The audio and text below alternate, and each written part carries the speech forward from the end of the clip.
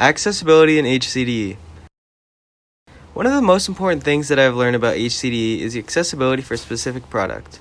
Accessibility is making sure when you design a product, you design that product so that everyone is able to use it. One basic example of this can be shown through doors. Say a door on a house is broken and needs to be replaced. The easy fix you might think of is, oh, it's just a door, let me just attach another piece of wood to the door and have a doorknob and call it good. However, that isn't quite the easiest thing to do because you have to consider everyone who will use that door.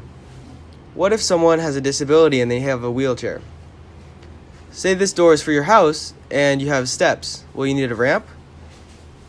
If this is a door for your house and they may live there and you may not, will you need a button so that the door opens automatically?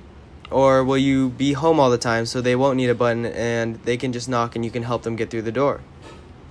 That's one way to think of it. Another way is that maybe you have kids and you need to think of the door for kids and they're short so they can't reach the doorknob. Do you need to create a separate doorknob, or are you just going to always be at the door when they knock? Another example with kids, I know families have trouble with their kids trying to leave the house, so maybe keep in mind that you put a lock on the inside of the door so they can't get out by themselves. And finally, something else you may consider is if you have pets, if you want a pet door so that your pet can access the outside world and it can be accessible for your pet.